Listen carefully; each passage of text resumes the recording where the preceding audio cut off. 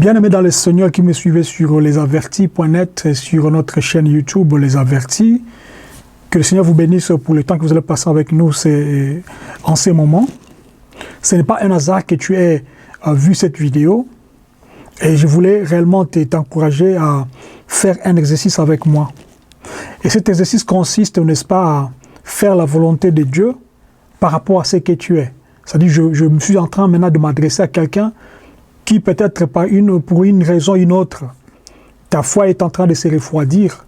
Je te demande que tu puisses réellement écouter ces messages jusqu'à la fin et tu verras que ta vie va changer au nom de Yeshua.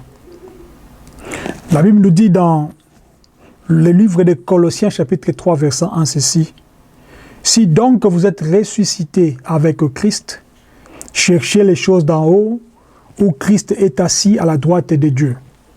Si donc vous êtes ressuscité,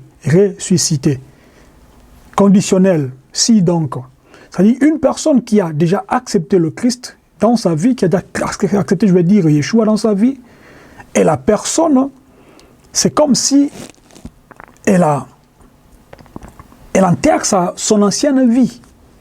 Et ce que tu faisais avant, tu l'enterres.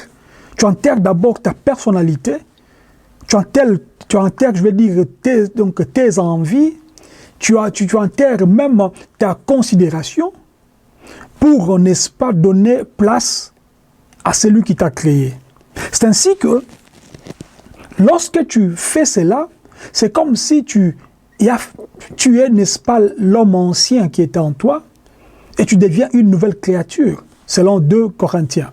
C'est ainsi que lorsque tu es, n'est-ce pas, ressuscité avec Christ, c'est-à-dire lorsque tu commences à vivre une vie avec lui, une vie chrétienne, tu dois chercher les choses d'en haut. Malheureusement, ce n'est pas toujours la vérité, ce n'est pas toujours la réalité, je veux dire, puisque beaucoup qui se disent enfants de Dieu, mais ils veulent aussi amasser les choses de ce monde.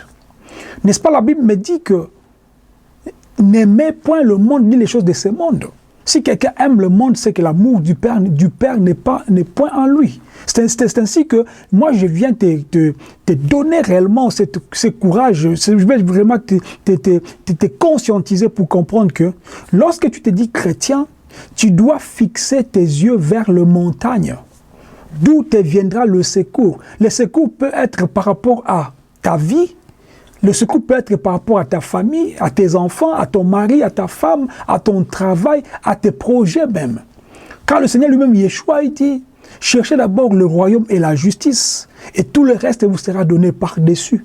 C'est ainsi que, lorsque tu es enfant de Dieu, tu ne dois pas regarder par terre ou sur la terre, mais tu dois fixer réellement tes yeux en haut, vers le ciel. Ça veut dire que tu vas plus t'intéresser aux choses qui donnent la vie, tu vas plus t'intéresser aux choses spirituelles. C'est ça que le Seigneur dit, cherchez d'abord le royaume et la justice. C'est-à-dire les choses qui sont très importantes pour toi en tant qu'enfant de Dieu. Ça ne sert à rien de se dire aujourd'hui enfant de Dieu et que jour du jugement tu partes en enfer.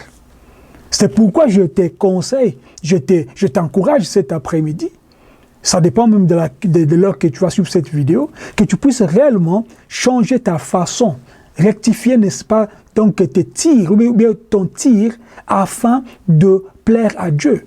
Laisser la place à Dieu, c'est-à-dire, il ne faut pas que tu aies des soucis par rapport à ta vie.